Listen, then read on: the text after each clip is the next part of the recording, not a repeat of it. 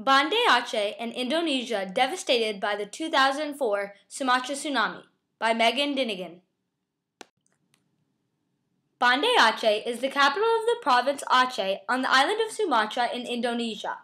In 2000, Banda Aceh had a population of 219,070 people, but only covered an area of 64 square kilometers. Banda Aceh is the largest city in Aceh and therefore was determined the capital in 1956. Originally, the city was known as Kutijara, meaning City of the Kings, but the name changed to Bandar Aceh after a while. Eventually, the R in Bandar Aceh faded away, leaving the city with its name now, Banda Aceh.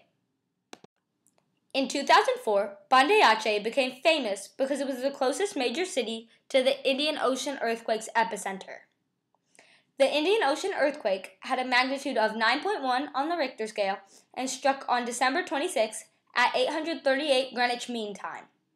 The earthquake was triggered by subduction, and its epicenter was located 300 miles southwest of Banda Aceh. Many people died, their houses collapsing on top of them. 2 hours later, a huge aftershock with a magnitude of 8.2 struck and killed even more people. The earthquake also affected other countries, such as Thailand, Sri Lanka, and India. The only earthquakes that have been larger than the Indian Ocean earthquake were the Great Chilean Quake of 1960 and the 1964 Alaskan Good Friday earthquake. Although the Indian Ocean quake caused damage in 13 countries around the world, the earthquake was not the disaster that caused the most destruction. The earthquake triggered many tsunamis that spread around the world. Although the most destructive tsunamis crashed into the countries near the epicenter, some tsunamis traveled all the way to Alaska, which was 7,000 miles away, and caused minor chaos there. The most damaging tsunami that was released by the earthquake was the Sumatra tsunami. The tsunami killed an estimated 170,000 people in the province of Aceh. Many tried to flee, but they were too late to run far enough away from the tsunami. The wave is one of the largest and most destructive tsunamis to be recorded since the early 1900s.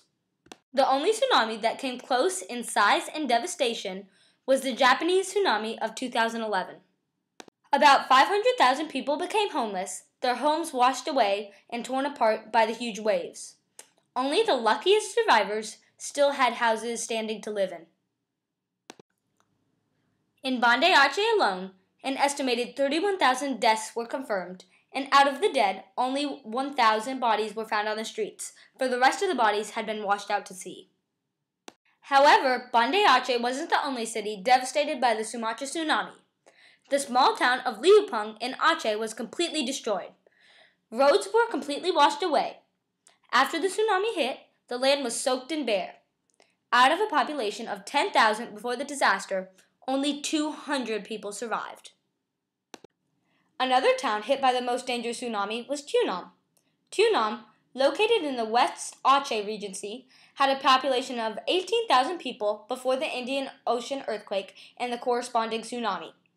Only shards of concrete were left after the tsunami, and 8,000 people drowned. The city of Mulabo was also severely damaged by the tsunamis caused by the Indian Ocean earthquake. Of the 120,000 people who lived there, only 80,000 survived.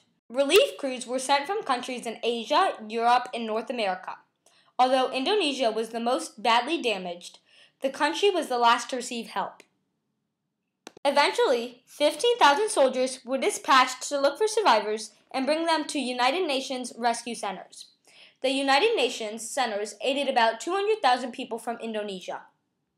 Elephants from nearby zoos were used to move rubble, for it was very hard to maneuver in the streets because of the piled debris from the collapsed houses.